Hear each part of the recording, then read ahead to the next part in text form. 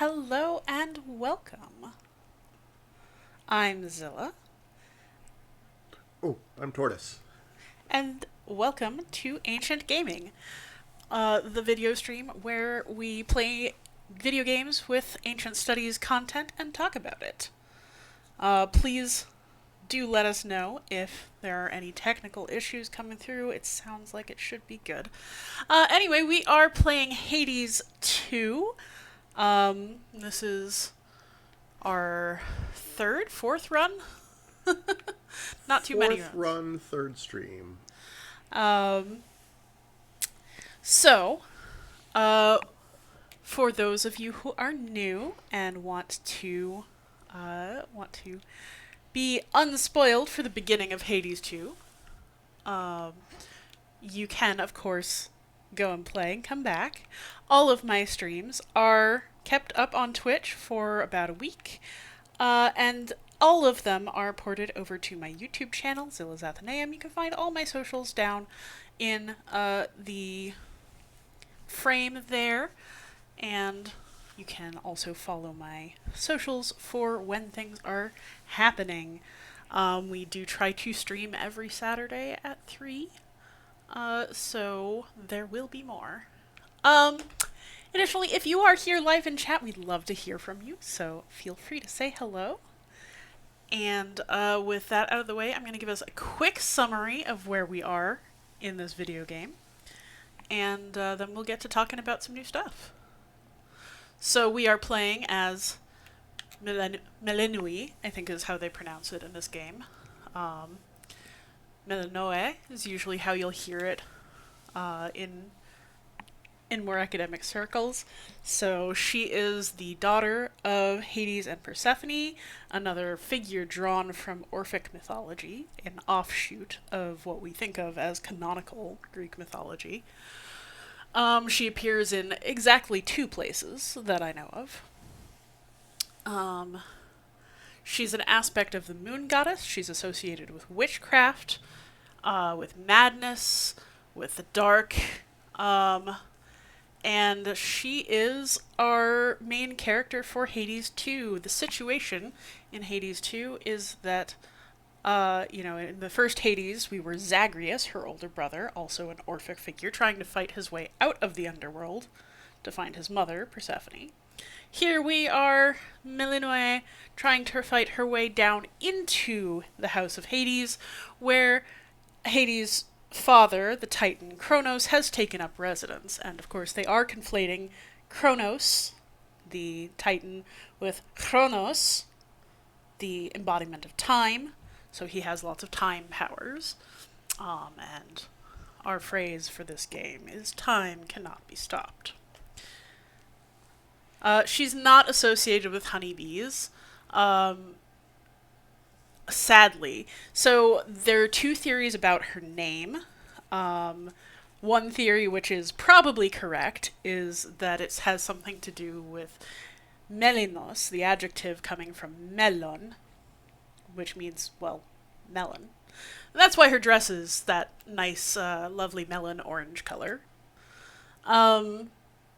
Why she would be associated with that particular color is unclear. We only have two extant pieces of evidence about her. One of which associates her directly with the moon, so maybe she's associated with a particular, like a reddish moon. I don't know. When I first heard the name, I associated it with meli as honey and noos, mind. So since she has associations with madness, I thought perhaps that there was some euphemism for madness going on in her name. But the vowels are sadly not correct for that. So I am probably wrong. Oh yeah, we've Of the responsibilities of Hecate, witch of the crossroads, unseen watcher between realms, and keeper of the key to pathways hidden even to immortal eyes. So this realm we are currently in is the realm of Hecate, also known as the Crossroads, Hecate being the main goddess of witchcraft, probably older than the straight up Greek pantheon. Melinoi's tutor in this game. Witchcraft and crossroads are associated in both Greek and Roman mythology, and probably, almost certainly, her Roman name is Trivia, via roads. Right, so a particular shape of crossroads associated with witchcraft, which is again sort of it carries forward, right? We think of meeting the devil by the crossroads, right? So down in this realm, trying to take out Kronos, who has taken over the House of Hades and disrupted all of the underworld and indeed the world of the gods as well.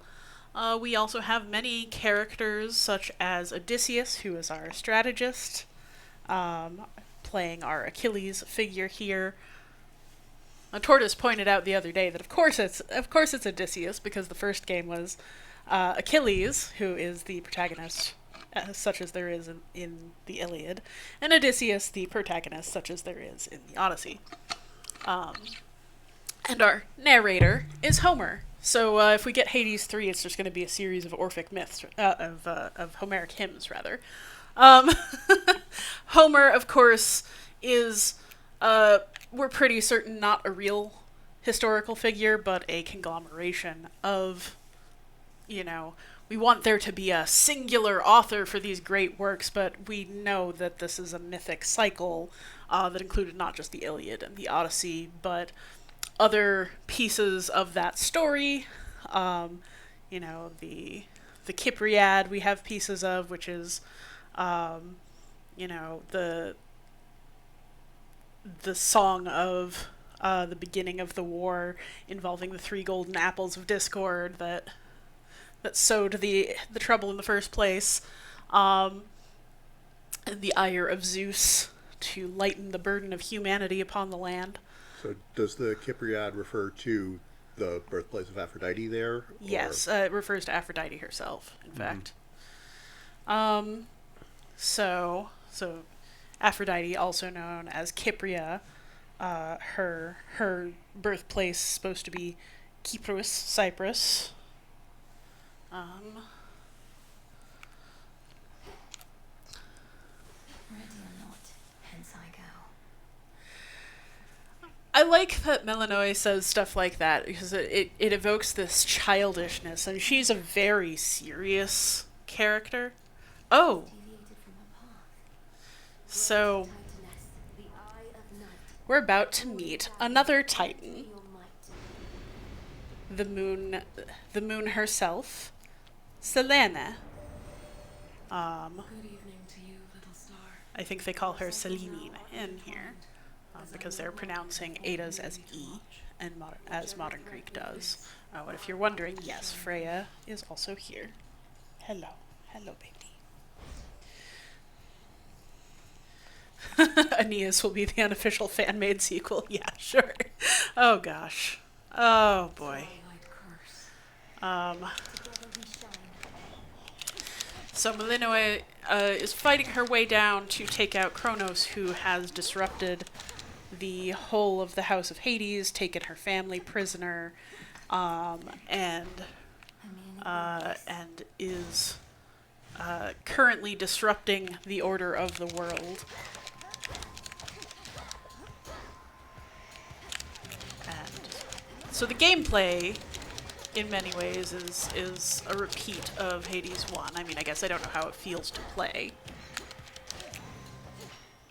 Tortoise, what do you think? Is it similar?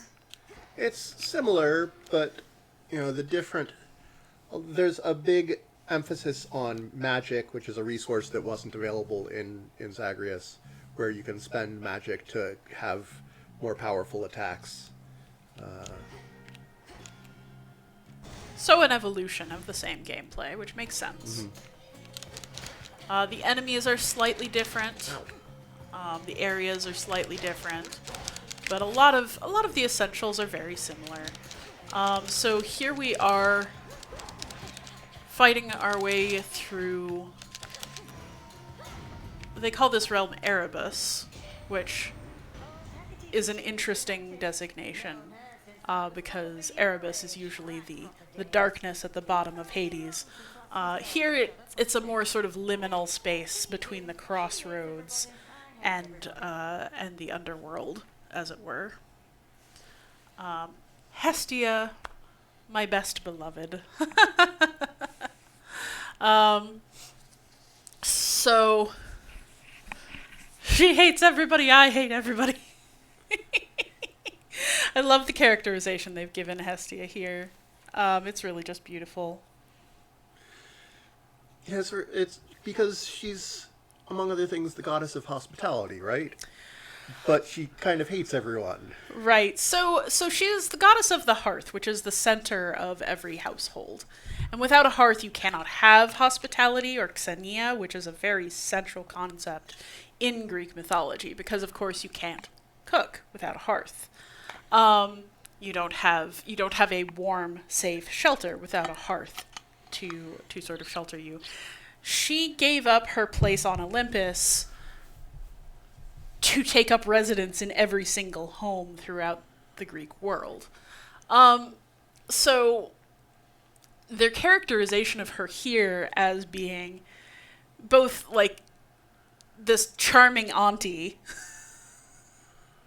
and also just hating everybody in her family, and really everyone equally, is really fun. It's like, oh, it's too much bustle for me, But, can't let you go without a gift. You seem nice. Remind me the next time I see her that I want to give her some nectar. Oh, yeah. Yeah, a central part of Xenia, guest host friendship, is the exchange of gifts between friends. And Melinoe has been raised here without that, but knows of it. And so you'll see her throughout the game sort of express this as, I know of Olympus's custom of Xenia. I know this is how you show friendship, and I think that we can be friends. And they, of course, will give her gifts in exchange, and that allows this sort of back and forth, which I think is really wonderful. There's a lot of very good Greek and mythological Greek setting in these. I really do enjoy that. Although there's also quite a lot that is loose. We'll get with. Ooh. Oh, Who's a next? story character. Oh, this'll be fun. Is this the first time we've met her? Yes. Small and black, eight long legs and fuzzy back, eyes of gems, red, so fine, godlike skill but not divine. Once more, Somebody is singing a weaving song. small and black. Oh, what are you doing? The least scary spider I have ever seen. That is. She is It's nothing friend. silly. I can always make more perfectly good seeds. Everybody. Oh, you're not getting the game audio at all? Oh, okay. It's just quiet. That's fine. I can fix that. Yeah, I Thank can- you. Let me know if it is still a problem. Let's turn it up here. But we'll see. Yeah, I think it. Hi, Arachne. So Sorry about what all was this. being I said? think we'll soon be seeing more of one another now. Can you my can you task hear has this begun. now?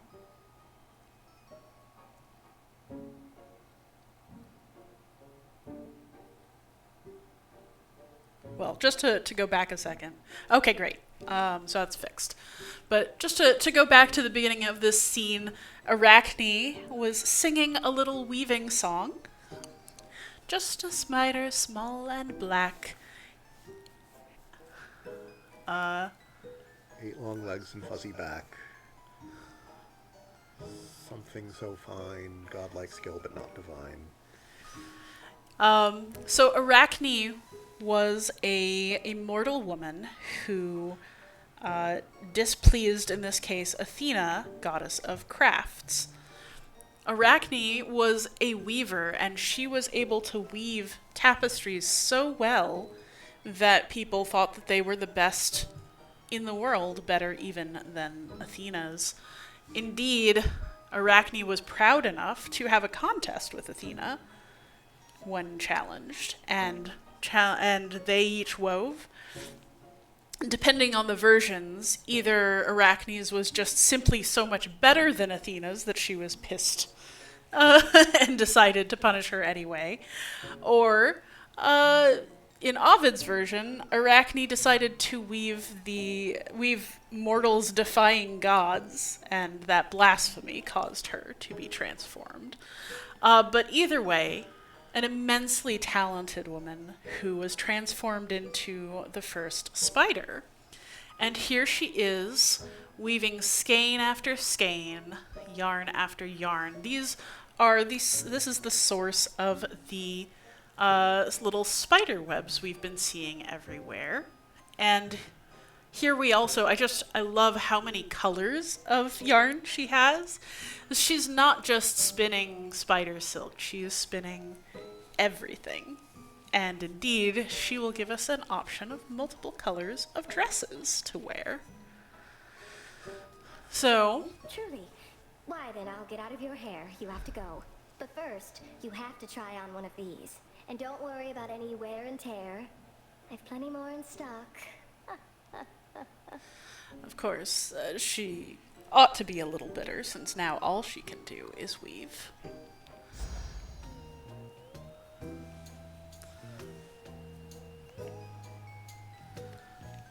They all have both armor, which helps block hits, and some secondary effect. I found that I really don't care about the secondary effects for the most part, so Do you like just it? go for the one with the Oh, most this armor. is beautiful, thank you. And indeed, Oh, what's that? now our dress is green. To your success. We'll be seeing more of her. That gloom, a shadow spinner. So, we've got some enemies here I haven't really talked about. I don't know if you've seen them yet. I think this is the first. So that one in the middle is our Shadow Spiller, which is about what it says on the tin. There's nothing particularly mythological about it, so far as I can tell. But those other ones that you killed first seem an awful lot much like our root weaver. Is that what it's called?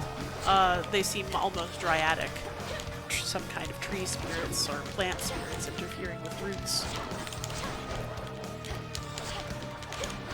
Whereas this seems almost a conglomeration of them wound through with stone.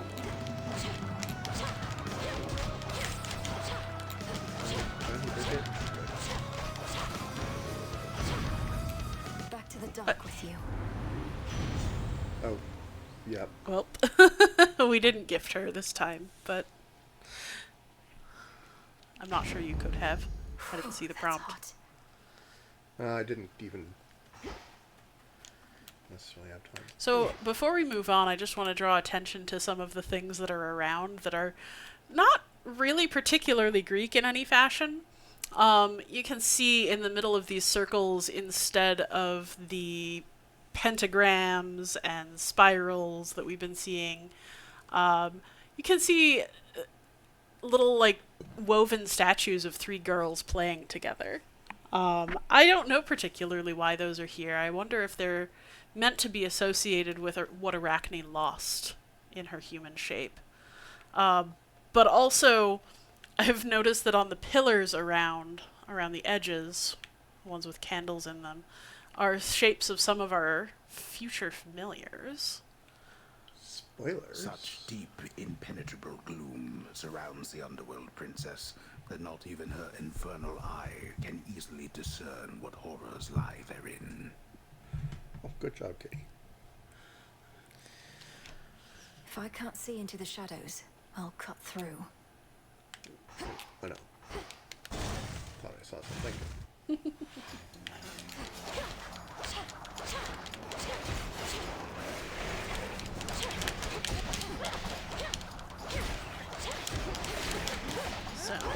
there is... There's a lot going on with the familiars when we finally get to them. That'll be fun.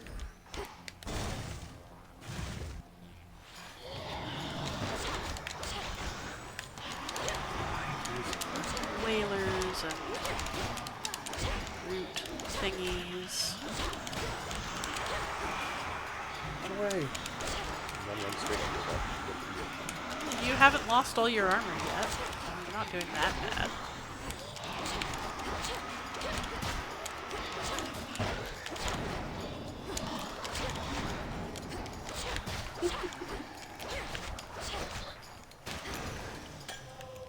Enough of this.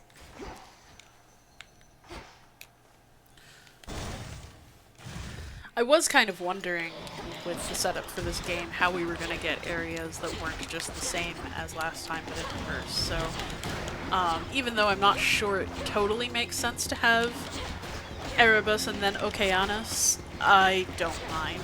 It's nice to have the difference. Certainly there are places lost to the depths, in one sense or another.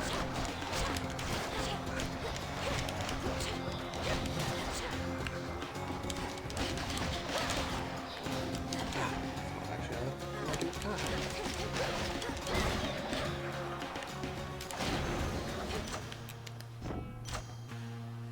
Pomegranates, of course, There. to enhance our boons. Pomegranates in these games are the main food that grows in the underworld, of course associated with Persephone's initial journey there. The excuse given that she ate of the chthonic fruit and then was bound to stay in the underworld 1 month for each seed she had taken. The thing that I don't get about that is how can she have only eaten 6 seeds? Like, Yeah, it's not very sensible, to be honest. who eats just 6 pomegranate seeds? I know Certainly not me. I know Hermes may have come to take her back, but even he's not that fast. But that does, you know, it kind of speaks to the strange interaction that Greek gods have with food in general. There are, of course, the golden apples of the Hesperides, Silver shop. which keep them young and grant eternal life. Mines.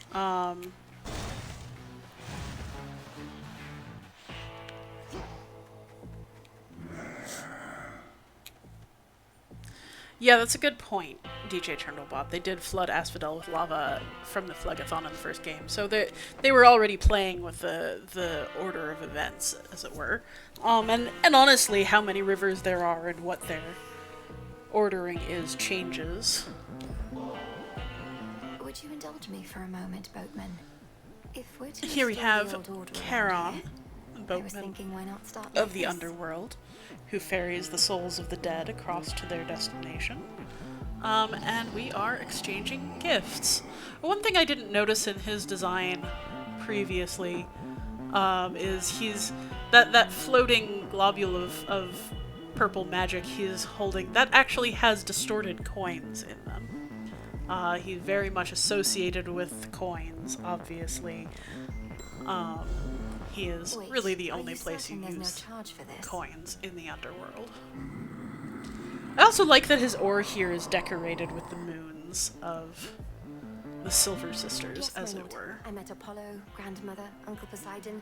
I've known I also Artemis and like that Hermes for so Melinoe long. obviously I'm impressed they kept understands my him, secret from even the though others this Zagreus never seemed to, and we certainly don't.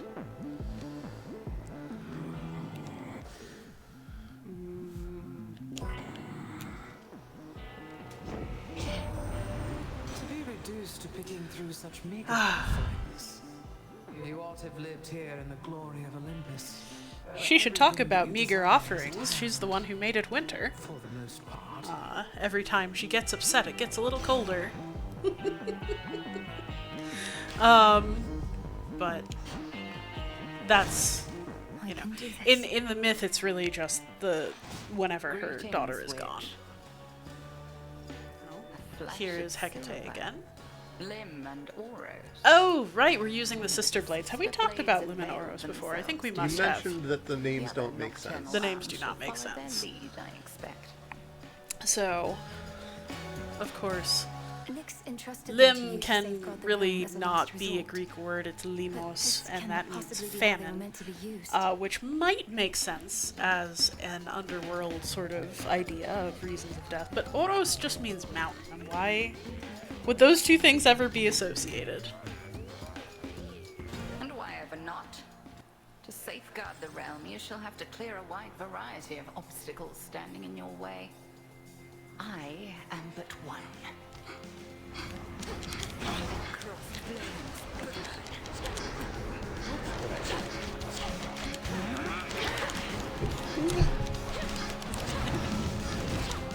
My silk. Ah.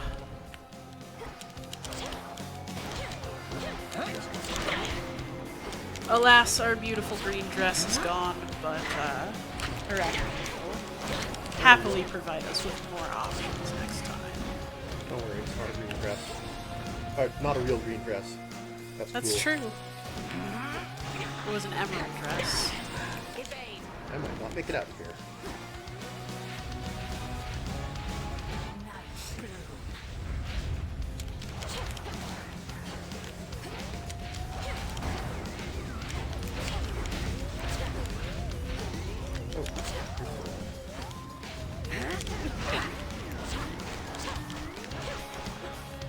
Bathe in flame.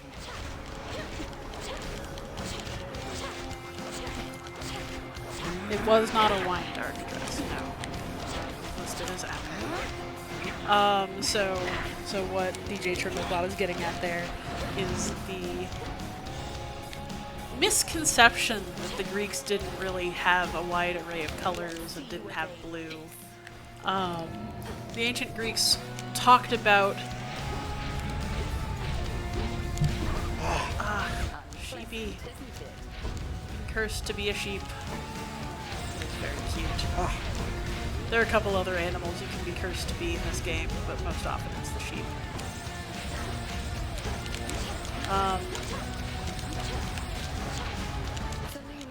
But the transformation thing, of course, very much associated with ancient witchcraft. So yes, so the Greeks did have a wide variety of color descriptions, some more poetic than others. Most often, they would distinguish between light and dark, or bright and dim, rather than by hue primarily. At least in the sources we have. So when you hear something like the wine dark sea, you don't have to be imagining like a purple sea. It's just dark like wine. And the word they often use for blue eyes is glauke, which means shining. Because blue eyes are very light colored for eyes. But I cannot mend But they did know wounds, that. and neither It's shall not your like they enemies. didn't have ways to Return express the those shadow now. things. I prevailed.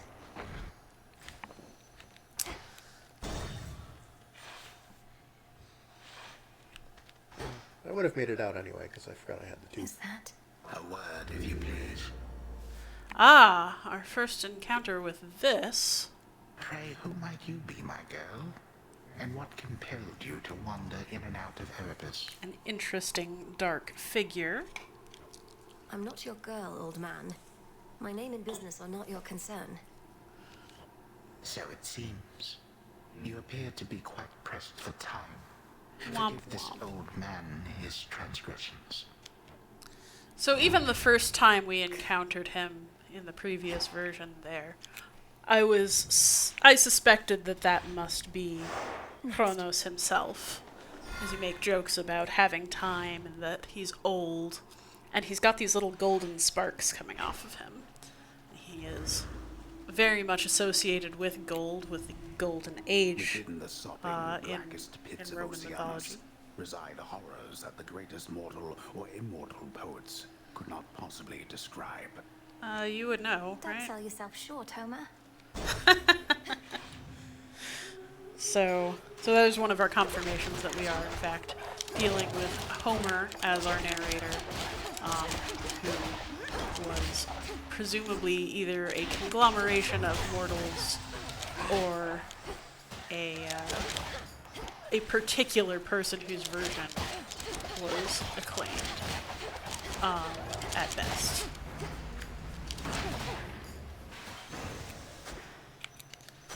More ashes. What was that we just got? Lotus? Yep. So Lotus is not actually particularly associated with this part of the world. But it does look lovely. I mean, you have like the Lotus Eaters, but that's a That's different true. sort of That's lotus. that's much more off to the east. So in the Odyssey, we do have these figures, the Lotus Eaters, who are a town, more or less, of people who are obsessed with eating what they call what we translate as lotus. And it's clearly an addictive drug, right? It makes them passive and unproductive and unwilling to be moved. Sure.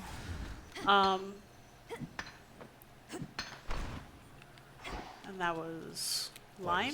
Limestone. Ooh, another story character. This'll be fun. Wow. I mean, come on, just... Limestone. You see these lovely white flowers everywhere. What's all this? This huge group of shades Yeah? and a man staring into a Well, pool. would you look at that? Another Beautiful would-be suitor man, journeyed I far and wide presume. just to gaze upon me. Not that I blame you. And get totally rejected. Fine. Ogle if you must. One thing I love about his design is that he's covered in these scales on his arms, which are completely not a part of his mythological existence, but if you're placing him in Okeanos, make a lot of sense. You have the wrong idea. I'm not seeking a mate. I don't even know who you are. What? I'm Narcissus, dummy. The Narcissus. And if you're no would-be suitor, then why don't you relieve me of one of these innumerable gifts the others offered in vain? Then beat it.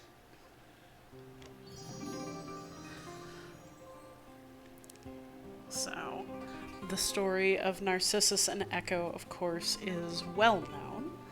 Narcissus was a most beautiful youth who was pursued by every suitor for miles around, male and female, and rejected all of them. None were good enough for him. Different myths, different tellings of the myths will have different reasonings as for why. Generally speaking, it's not even a question. He just didn't want them. Which, hey, valid. But one thing, eventually he was cursed by one of his rejected suitors, and fell in love at long last with his own reflection in a particularly clear pool of water. Yes. Echo was a nymph in service to Hera, queen of the gods, and Hera became angry with her. The reasons sort of vary. But Echo was in love with Narcissus, as so many were, and saw him and wanted to save him because he could not leave the pool of water where his reflection resided. But Hera had cursed her such that she could only repeat the last words spoken to her. And so Echo, in love with Narcissus and unable to help him, wasted away to nothing but words on the wind. And Narcissus, rooted in his love for his own reflection, faded away to a beautiful white flower.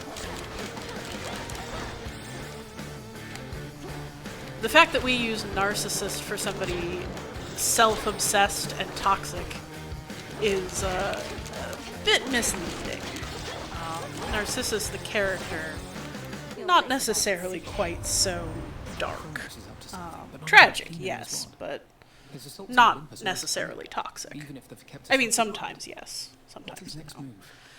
Oh, hello, Apollo. You are so bright and shining.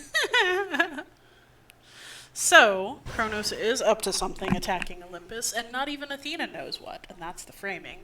Because Athena, as goddess of war and wisdom, usually knows what's up.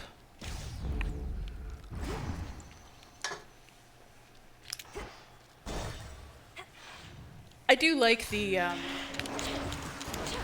cephalopod fight. What's the name of it? Do you know? The Helifish.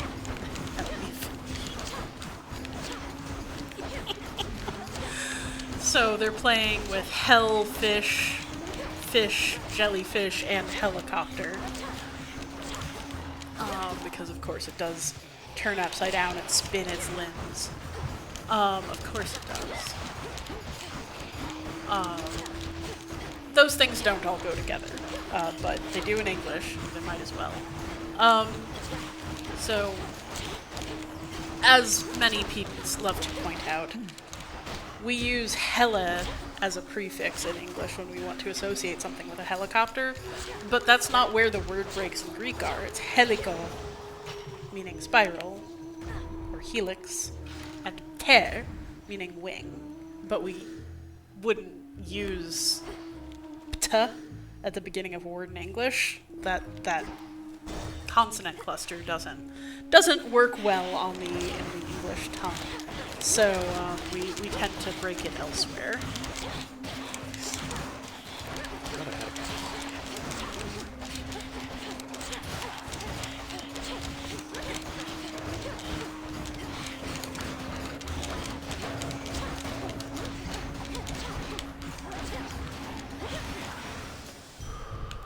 Okay.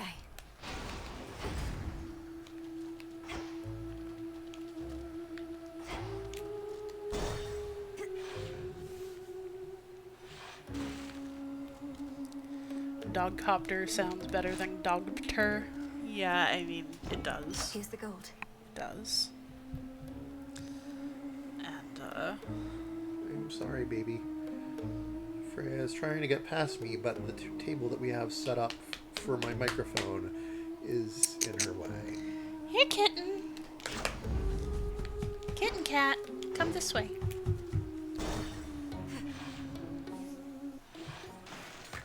Oh, look who. I love the little floating scallop eyeballs. They make me so happy. Non-stop because one day I'm gonna be a star. Oh, me and the gals. What do your musical ambitions have to do with unprovoked acts of violence against me? That is a good question. She's just heckling us gals. Ignore her and take it from the top. 2, 3, 4. We are Scylla, the Sirens. I don't remember if I talked much about the Sirens last time, aside from saying that they should be bird women, not fish women. But they are named Roxy and Jetty, which I approve of. It's very funny.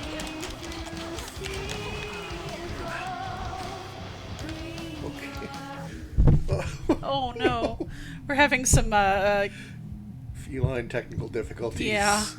Oh, poor baby. She is very old and she is very blind, so she doesn't know where she can and can't jump when things are out of place. Would you like to get up to your spot? There she goes. Okay. Good kitty. Please excuse our philinical difficulties.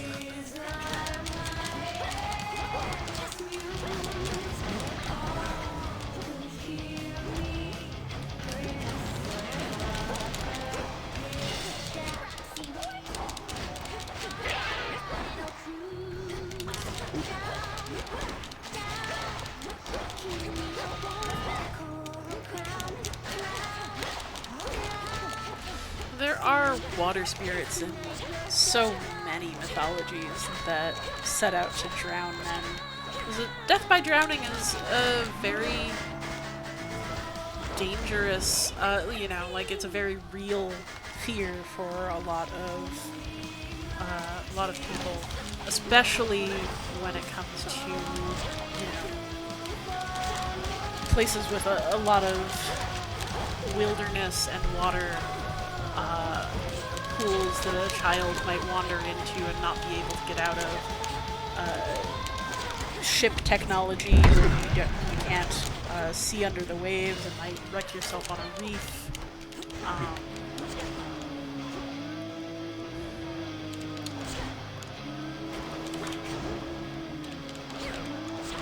Both Scylla and the Sirens, very much myths of the things that people fear. Two members of the band The Misfits from Gem and Holograms were named Roxy and Jetta. That's amazing. Oh. I did not know that. That's amazing. I thought it was just jokes about rocks and jetties. But this is even better.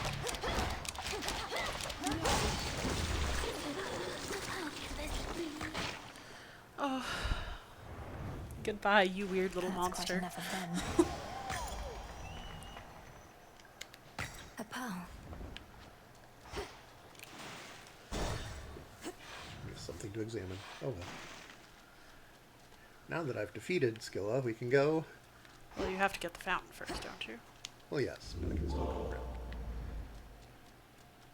So, their dressing room, these lovely pictures of Scylla on the walls. Sorry, Scylla. Very crudely hand-drawn. Within a green-tinged chamber that the shrilly singing sirens made their own, a pathway plunges deep into the unknown outskirts of the underworld. A lot of Homer's descriptions, in this game, I should be clear, involve alliteration. Is that a thing that was common in Greek? Oh, yes. So in Greek poetry, I've mentioned that you can't So this meaningfully is Scylla's little rhyme lair, huh? because so many words just have endings that are necessitated That's by neat. whatever their function is. So one of the things that you can do is you can build assonance Don't or lose your way consonants, here now. basically making a pattern of the sounds. This is a No. well, hello there. You're a long way from the crossroads. Have we met Trouble. her before in So this game? This is where the real Nope. action Welcome is, to Eris, the hostilities goddess of practicing? strife. She is wielding the adamant rail, which is a gun, which is completely out of place. But I it was a love it. weapon in Hades 1. It is a weapon from Hades 1 that in fact had this design in the aspect of Eris. So Eris is in a bizarre mix of accoutrements here. She's got a gun, she's got an upside down moon on her forehead, so both linking her with the night but also not. She has the colored tassels, but here they're bright, bright, bright, whereas on Melanoe and other denizens of the Crossroad, they're sort of gentle.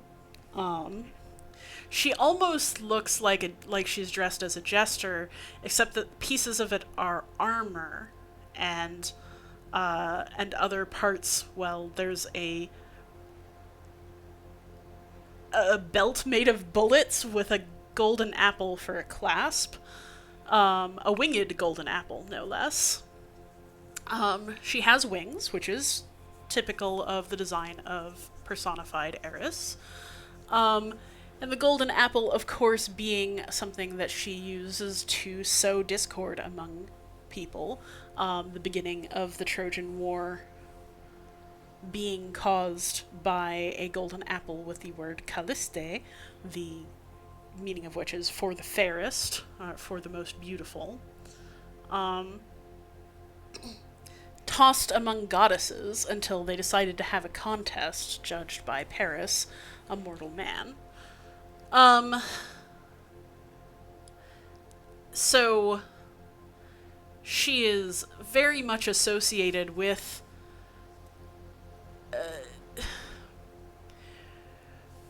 all battles, with war, with conflict, with in particular strife among the gods. But since this particular game is based so much on Hesiod, I also wonder if she has the dual nature that one finds in his works and days. Now, who the heck is Hesiod? I should back up a bit. So when you talk about early Greek poetry, there are kind of two names. There's Homer, such as he wasn't, and there's Hesiod, who also might have been not real. Unclear. And each of them are known primarily for two great poems. Now, Homer's great poems are the Iliad and the Odyssey, these epic works. For Hesiod, there's one sort of epic and there's one didactic. So the first is the Theogony, which is all about the birth of the gods and how the whole cosmology came to be. And that is a lot of the story beats that we are getting in this game. The succession of Titan to Olympian, the difference between the generations, the battles among them. His other work is called Works and Days, and it is large. There's a lot going on there. It is nominally addressed to his lazy brother who can't get his life straight about how to have a good life working in the fields. And one thing that he says in that, there's a fairly long passage talking about the two kinds of strife, the two kinds of Eris. It does use that word Eris, although not personified. Probably. I mean, it's kind of hard to tell. So in there, the two kinds of Eris are the bad Eris, the war and enmity, and the good kind of Eris is competition among equals and striving to be better. And I do kind of wonder if there's some of that in this portrayal of Eris. I've been thinking that for a while now. Also with the details are different, but with the sort of jester outfit and the oversized weapon and the demeanor also giving sort of Harley Quinn vibes. Very. Oops. Alright. Also love that she calls Malinois Trouble. You know how it goes. As an No, affectionate excuse me, nickname. I have some urgent business to attend to. Always in such a rush. I'd really hate to slow you down. Though, let's hang out sometime, okay? Have a great night. Oh, one last thing. So, What did she do to me? So I just got a blessing where my foes deal 20% damage because I've gone too fast. That's more than usual. okay, so I do just want to stop and examine the scenery here. So can we go down to the statues on the... Yeah, those statues. So these are very odd. These are not Greek looking at all. Like, maybe you could say that the cowl that the woman is wearing could be a Greek robe, but really, honestly, it looks much more like a take on a Mary statue. She's crying blood. She's got a halo of vines. And then she's flanked by these two very demonic figures, and not in the sense of Greek daimon, where it's just a spirit of any kind, but the really, like, Christian demons with little horns and wings and, like, almost gargoyle faces and red eyes. I just find it so fascinating to find this imagery here, because I don't think it belongs. So we are now in the Fields of Mourning, and some of the things about that are very interesting. We do have these shades which are in mourning. We have this red shade even looking at the statue. I don't know if we can interact with it at all. But we are bounded in on all sides by a wall of mourning Can't get shades. And we have these golden trees. And if you have ever heard of the Golden Bough, this is something that is associated with a journey to the underworld, specifically mostly with Aeneas's journey to the underworld in the Aeneid, where he is tasked to find a golden bough and bring it as a gift for the dread Iron Queen, Persephone of the dead.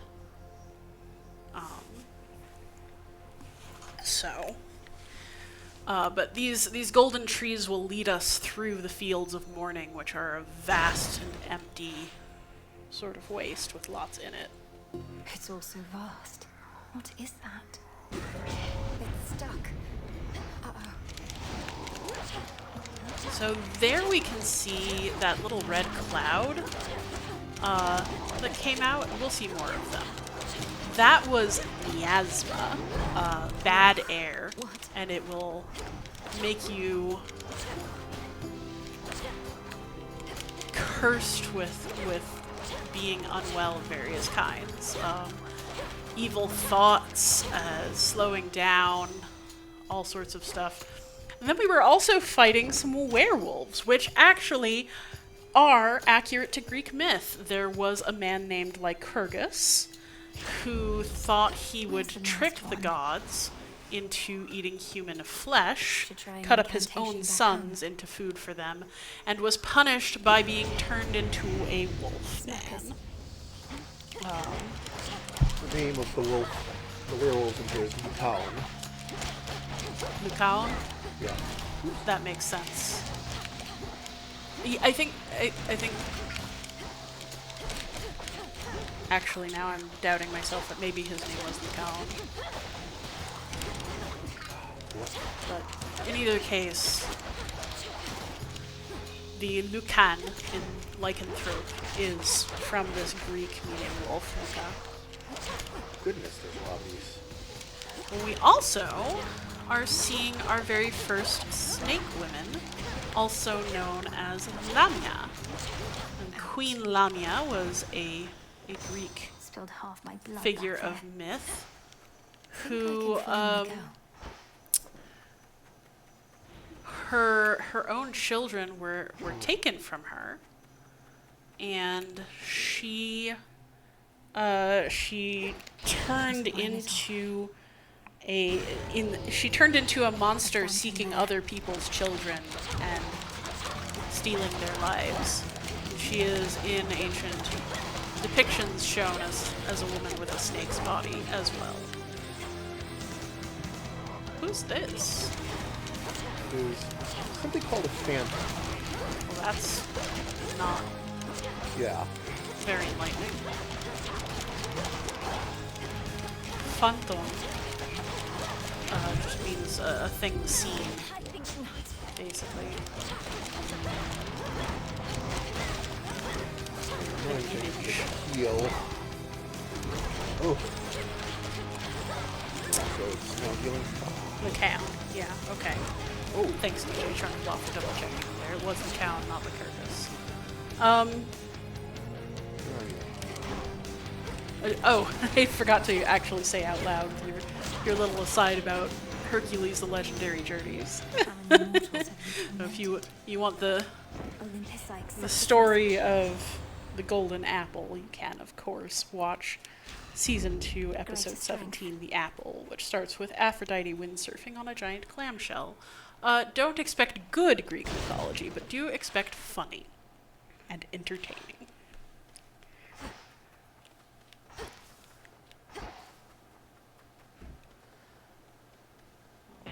You're a welcome sight, my lord. Oh, I can only afford one. The bridge out of the fields. I like the pillars with sad mourning faces on them. Lycurgus was a Spartan lawyer, so I wanted to make sure he didn't sue for defamation. I'd be impressed, honestly. I would be impressed if he came back from the grave for that. That's not a werewolf thing. That's just legal drama. Oh no, evil Boldy. Ooh, ouch.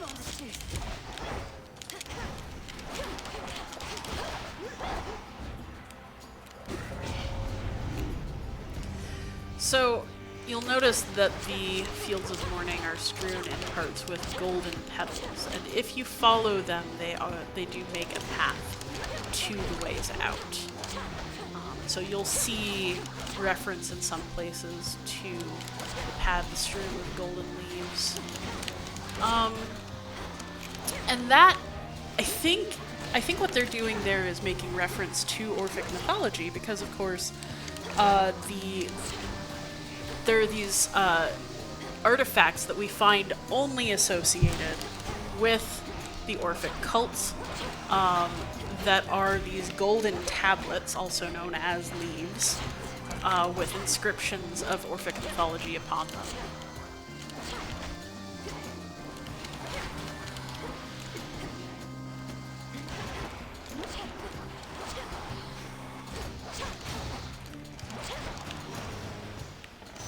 Rest again for now.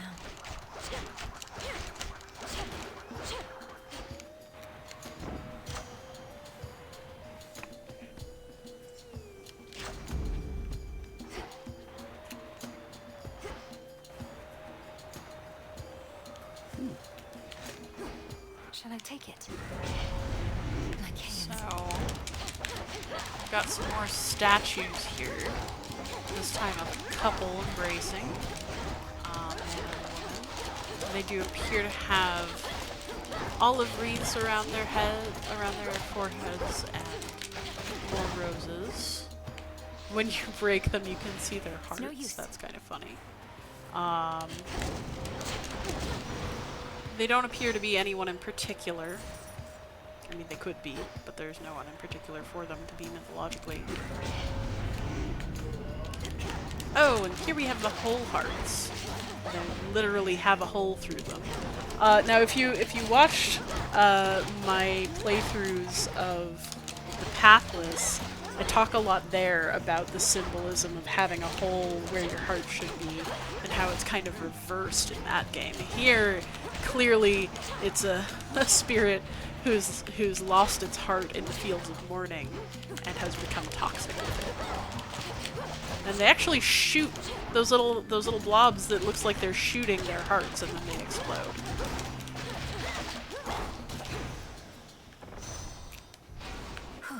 Good.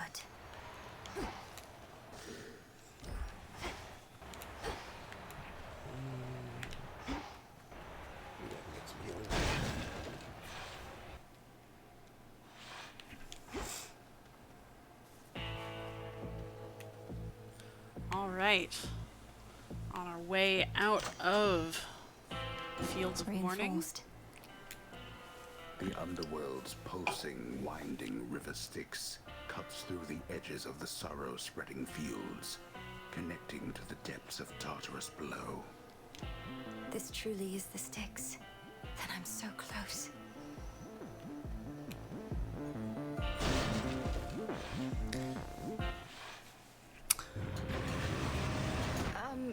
Hello? And here we have No, heal, stay. poor, tormented Cerberus.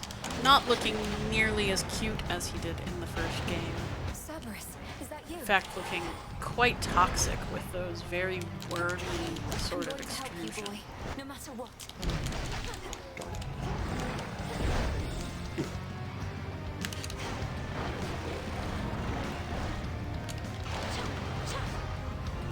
He looks much more demonic, and he is in some way corrupted. And you can see that he's been stamping around. His paw prints are these almost sunburst looking things. They're just not right.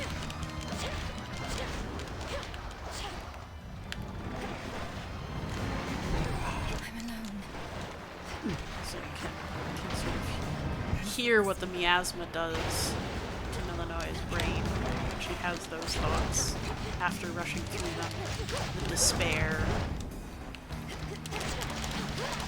If only we could all shake off the mental funk so quickly.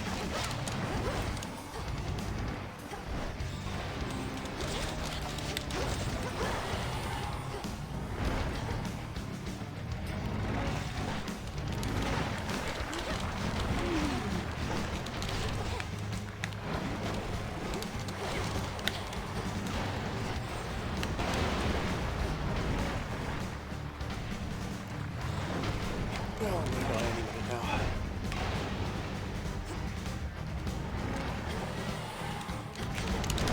Like now. Return to shadows now. So, Never remembered to gift Hestia. Found you at last.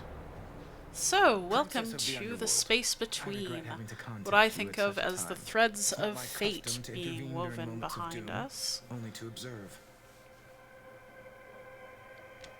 Moments of doom. You're Lord Moros, emissary of the Three Fates. So your sisters heard me after all. They expected me to find you, for there's something they intend for you to have. Wherever you're going, look for it when you arrive. I'm uncertain if we'll meet again. Farewell. So before he goes, I'd like to just analyze his look a little bit. So this is Moros, the embodiment of doom, generally embodied as the messenger of the fates, bringing doom. And he is depicted here very interestingly. I've noticed that a lot of these characters, potentially for chest-bearing reasons, wear these sort of Egyptian-looking kilts. There's a name for them. I can never remember. Garret or something like that. That's not quite right, but it's... I should really know. Shendit. That's what I'm thinking of. So they sort of look like Shendits. Shenditi probably, for plural. And you can see he's got a motif in his sash of 3, presumably for the 3 fates with whom he is so closely associated.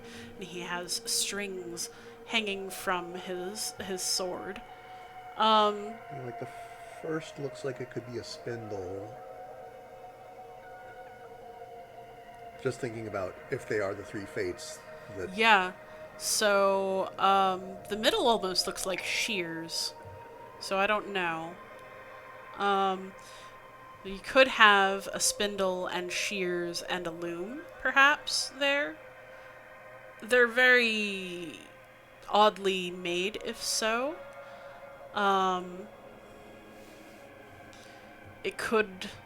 they're a little bit hard to interpret, but I do think that they're intended to represent the 3 fates just by number, if nothing else. But he also has this armor and pauldron setup that is very much like what Zagreus had, and you see some other male characters with, where he has the skull for a pauldron on his shoulder. He also has these antlers tied around with string, and that is fascinating to me. I cannot figure out for the life of me why he has them. They do look amazing, but where they came from, I don't know. He's not associated with any animals. He's not associated with deer. They are a headdress. We do see that he takes it off when he's in the bath. But yeah, I have no idea. Like, the deer isn't associated with death or doom particularly. I can't think of anyone in Greek mythology having a crown of iron antlers. But hey, it does look cool. So this is the embodiment of doom, of ill fates coming to mortals. The more interesting, the better. And he's really very sweet. Okay, that's all. I just wanted to talk about that a little bit. It's been an honor. Wait.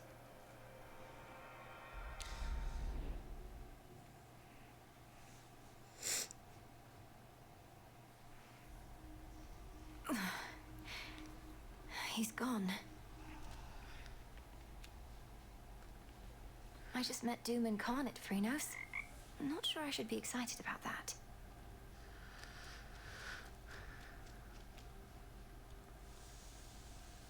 Are you growing more motivated to find your family?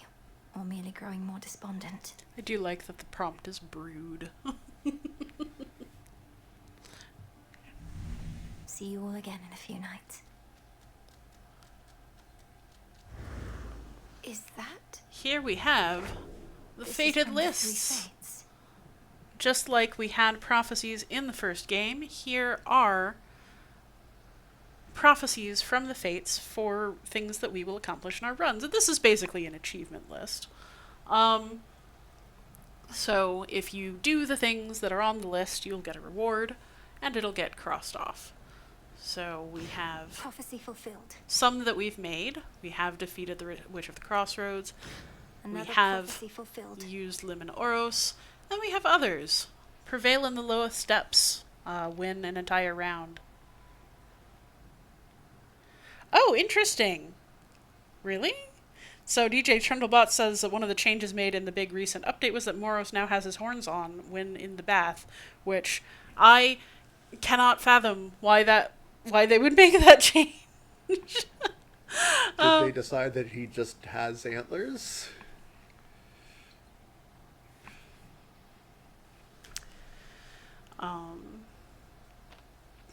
So meeting the Huntress and the Messenger, give out gifts,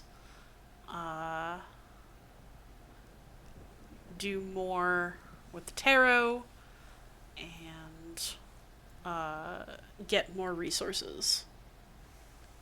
So lots to look forward to there, and the list is far from complete. See, there's a deer in the place where Artemis likes to sit when she comes down there, and that makes sense because Artemis is the god of the hunt. So she is associated with the hind. But Rise and shine. we have What if? some How to concoctions find we my way might in the make, morning or fields. incantations we might perform, rather. I can do all of these. Kataski Onaski. Okay, so I did, Carefully said. I think, figure out what that they are saying there, Kataski on ASCII, and they'll also say ASCII on Kataski, so moving the kata prefix from one piece to the other. So, skios is shadow, and kataskios it would be so to, an uncovering, a de-shadowing, right? Kata is down or along or drawing back. So, I draw back the shadows, or I uncover the hidden, or I shadow what is bright. I shadow what is revealed in the reverse. Made vows throughout They the also morning might to mean survive. more or less the same thing. The nuances are a little hard to pick apart. We can start growing Great plants. Gaia, share your secrets if my word is Unlike true. the underworld, the crossroads So is a meant it place to where be. many things can flourish, Such sorcery. not just pomegranates. The fates indulged you after all. That is their scroll beside your tent. It followed you out of the shadows. Perhaps it can provide some answers. The fates don't answer Would that it questions. does. The fated list has tasked me with ensuring certain minor prophecies are fulfilled, though says little else as yet. May it reward your efforts at least. But do not expect the fates to always favor you.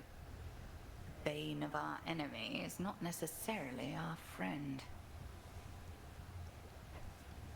We'll have to take our chances. You mentioned the bane of Kronos. I know one of the things that comes up is that, the Olympians, Zeus, Hades, Poseidon, etc., were fated to overthrow Kronos, and Yes. that is part of why Kronos is annoyed at them. Canonically, insofar as we can say that there is a canon, what Kronos did was he found out that, so he overthrew his own father, Oranos, the sky, at the behest of his mother, Gaia, the earth. Appreciate Gaia the bore deal. all the titans and the giants and a lot of monsters and other things. And her reason for wanting somebody to, castrate her husband was because she was very tired of being pregnant. Especially because he kept shutting her children back up inside her. So Kronos castrated his father and took over as the head of the gods, as it were. And he was given a prophecy that his own son would overtake him as he overtook his father. And so in order to prevent this, every time that he had a child with his wife Freya, he swallowed it. This is where you get, Saturn eating his sons, right? It's this, he physically devoured his children. But the last-born, Zeus, Rhea swapped in a stone wrapped in swaddling cloth, and he didn't bother to check, he just ate it, and so he raised Zeus. So Zeus was hidden inside a mountain and raised by Rhea and her nymphs, and suckled on a goat named Amalthea. And once he was grown, he then overthrew his father, slit him open, and freed all of his siblings. So when Kronos came back in this game, he had literally been rent apart, torn into pieces, and scattered through the underworld so that he couldn't interfere with the reign of his children. But all of them bear the scars, and you see that through a lot of different interpretations of how Kronos has wounded his own children. And you also had the whole Titanomachy Yes. war The- between The war between the Titans and the Olympians. They're not going to help you, you know. The Fates, I mean. They don't take pity on whoever asks. If anything, you'll make things even worse. So one question I have about Nemesis' design is that she has these two wings that are just floating by her head. And I have no idea why they decided to make her wings that way when they made Eris's wings a perfectly normal part of her. Nemesis is also supposed to be winged. And I don't think it's so much that they're floating by her head as behind her shoulders. That's just a guess, because of course we don't see her in a lot of different poses. Possibly an accommodation so that she can wear a full suit of armor, or a... Possibly, or possibly they're part of her armor. It's very hard to tell with her. I don't know why they chose to make her wings decorative and alienated from her body, but Nemesis is often depicted as a winged figure. Maybe you just don't give your sisters enough credit. If they once aided my brother, then there has to be a chance they'll aid us. They have a stake in this too. What, you mean their family? They couldn't care less. Too busy messing with everybody's lives, making it look like an accident. The Fates, You of mustn't speak course, of them that way. weave the tapestry of what is. A moment, goddess. There's a lot of discussion in Greek philosophy of whether it's possible to change fate, to ask questions of the Fates, or whether the Fates know what it is they weave before they weave it. Well, let's give a gift to Odysseus. Got you something here I wanted you to have. For always keeping an eye out. Goddess, your presence alone is all I could ask. Though, if you're in a giving mood, then perhaps you'll accept a small gift from me in turn. Your trusty knucklebones. Thank you. So what does it mean to have knuckle bones? Because of course they're not saying, like, literally somebody's fingers. Although typically they are bones from limbs. They're usually like sheep knuckles, or other animal bones. But this is an early form of dicing, and it's incredibly common all around the world. Of essentially gaming bones. So people who like games of chance, and Odysseus was certainly one of them, would certainly keep their own knuckle bones. Word has it Eris has been spotted in the depths along your path. Intelligence you likely could have used before. She made your journey worse for you. Apologies, Goddess. She's trying to stop me, or at least slow me down, and she knows too much about our intentions. What do we do? Children of Nyx are supposed to be on our side. She doesn't know the half of what we've planned. Besides, her boredom drives her more than anything. Run into her a few more times, she'll soon grow sick of it and go away. So deems the great tactician.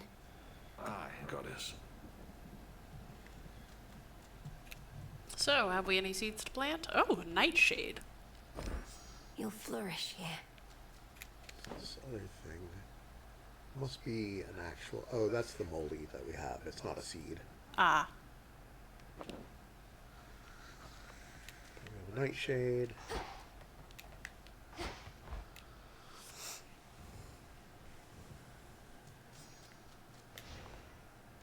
What news Think I can raise in my the grasp. tarot? Now, you now have enough psyche to extend our grasp, which I love the way they depict this as filling in the bones in her ghost arm. It'll be explained later on why she has a ghost arm. That's nothing to do with the mythology. It's all in-game story. But I can do this. But I do love that they use it this way.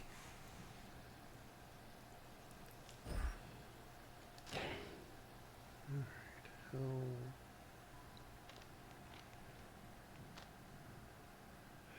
That needs 30 ash. That needs 30 ash and a cinder.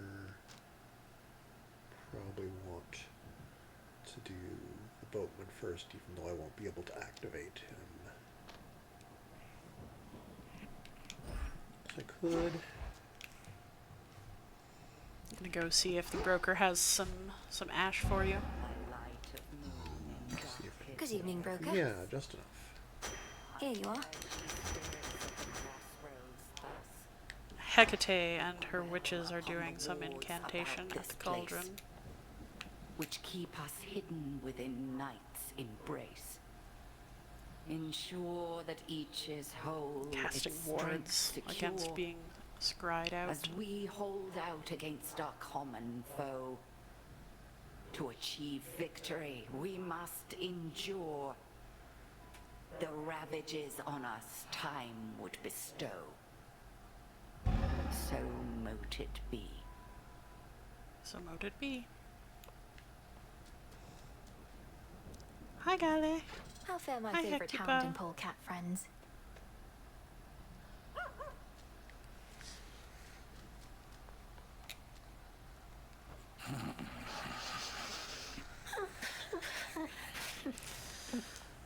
Of course.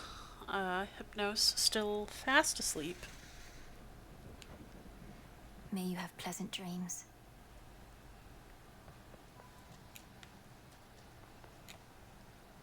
Rest easy, son of Nyx.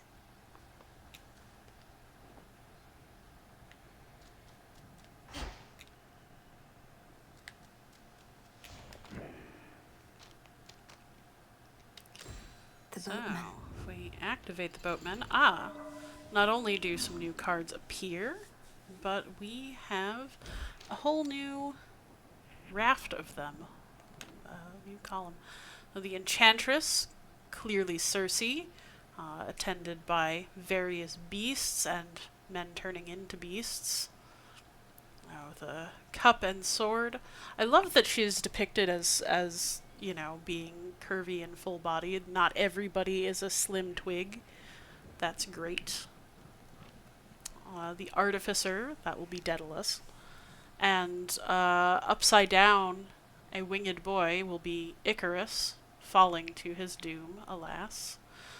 We do see the hammer design that we see for Daedalus out in the world. He's holding some kind of wheel or gear. It's not really clear what that is. He is bricked in. You see that brick design in the lower right. He is a prisoner. And the labyrinth design around Icarus's head. So the story of Daedalus, this miraculous inventor, he was in the court of Minos, king of Crete, and the queen was cursed by Aphrodite to fall in love with a particularly beautiful bull, fall in lust, I guess, and forced Daedalus to create a cow suit, essentially, so that the bull would mate with her. And then she bore the Minotaur, Asterion, a creature that had the body of a human and the head of a bull. The king was upset and horrified. He forced Daedalus to imprison the creature within a labyrinth so that it could not escape, and also imprisoned Daedalus and his son so that he could never betray them again. Daedalus then went on to invent a way for both him and his son to escape. He created wings out of feathers and wax for them to fly away out of the tower on, and he told his son not to fly too high, lest the heat of the sun melt the wax of the wings and plunge him into the ocean, which, being a boy, he promptly did, and passed away. This might be relevant for us later on. One thing that I find interesting is that the labyrinth design is one of those labyrinths that doesn't actually have branching paths, but is just a long, winding one. Yeah, as a meditative labyrinth, like you'd find in more Celtic areas of the ancient world. So, labyrinths are an interesting complexity. The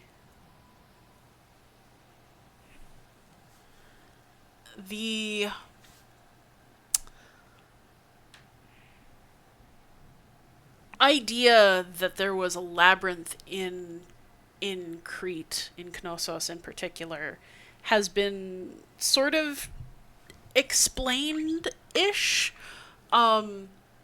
It is thought. I really haven't studied this enough to feel convinced about it. It is thought that the idea of a labyrinth in the principal capital of the Minoans in Crete was based on how convoluted their architecture was and their streets, and that Greeks who went to the Minoan palace, Mycenaean Greeks who went there, would become lost, and so it was a maze. But the meditation labyrinths were really more of a northern and northern and Western European sort of thing, not at all meant to confuse or deceive or imprison, for that matter. I think you told me once that one of the first archaeologists to excavate the palace, like, effectively vandalized it. Oh, yes. So the Palace of Knossos in Crete is sort of the Disneyland of archaeological ruins, mainly because of how it was excavated. So this guy, Sir Arthur Evans, who was a big proponent of Queen Victoria, he went out in search of an ancient, peaceful empire to prove that Victoria's empire could be peaceful and still an empire. Ha ha, that's not a thing. So when he excavated at Knossos, he was determined to find evidence that this place had been ruling in peace, that it had not known war with its other cities in the area. And when he found outbuildings cropped up around the walls of the palace that sort of indicated that, yes, actually, there were wars and the people would come inside the city walls when necessary, he planted trees over them to destroy the evidence. And he also would do things like he found part of a fresco, and he decided where it must have been and rebuilt the staircase up to it, and you can go see a replica of the frieze. It's the sort of the Cretan leaping bull figure, if you've ever seen that. Not the one with somebody jumping over it, but just the 3D fresco of bull. The actual piece is kept actually below ground, nearer to where it was found, so that the sunlight doesn't damage it. But there are a lot of things that are rebuilt there without really proper understanding of how they went together, and there were a lot of judgments very quickly made about what went where and what it was like. We've spent a lot, we as an archaeologists and scholars have spent a lot of time studying, trying to dig under what happened and figure out more realistic information about the Minoans. We have here the champions, the Minotaur, as mentioned before, and Theseus. They were in the first game as a fighting duo. Of course, Theseus's big accomplishment in Greek mythology was to kill the Minotaur, but in the story of Hades and Hades 2, they have reconciled in the underworld. Theseus is still the worst. Only because Jason doesn't appear in the games. Yeah. We do get to see Medea. Yes.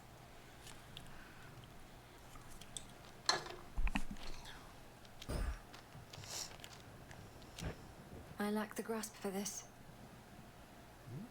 Oh, I only have 12, not 14. Right.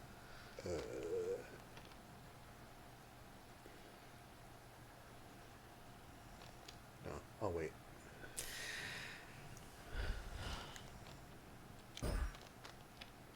Don't have enough for that.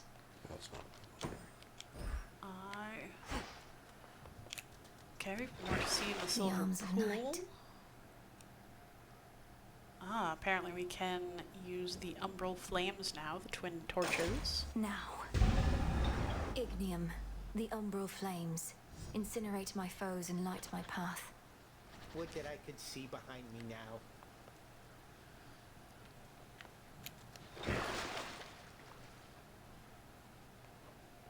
Need more resources to make those. You bear my trusty tooth.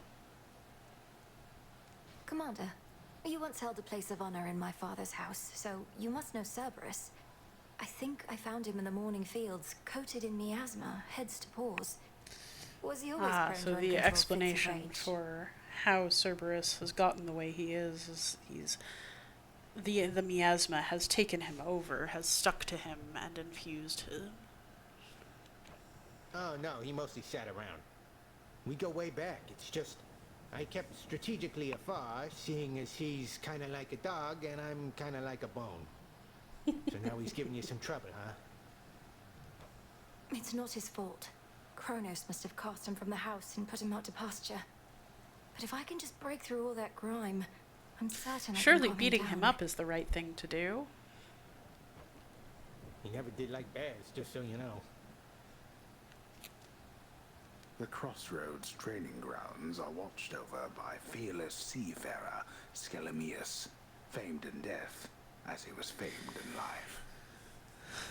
So this is We another cannot joke fail from the with such a first game, genius on our side. Nope. where we meet Skelly, and he is at the time, he's just called Skelly, not Skelemaeus, and he never gives us all that much information about who he really was, but eventually he tells Zagreus that he was Commander Skelemaeus of the Athenian fleet or something. Second Cretan fleet or something like that. And so here he really is playing that role, and it's unclear whether it was ever the truth, but it doesn't really matter, does it? he is mustering an army of shades in service of the fight against Kronos. And also in Hades 1, Skelly just stood around by himself and was just taking hits from Zagreus and making wisecracks. Yeah, he was more or less a training dummy. Burns. An animated training dummy. But she still does.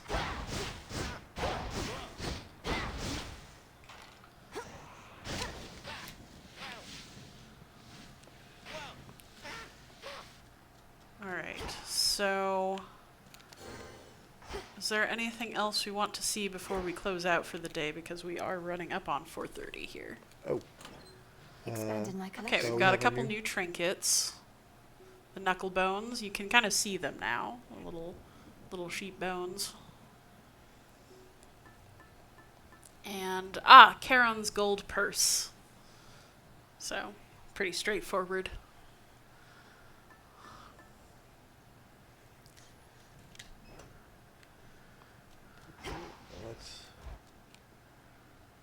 Let me move to this room for when I come back next week. All right. So I think that will do for our journey for the day. Thank you so much for coming along. We will be playing again next weekend, 3 o'clock on Saturday, and looking at more of the mythology of Hades 2. And hey, keep learning, friends.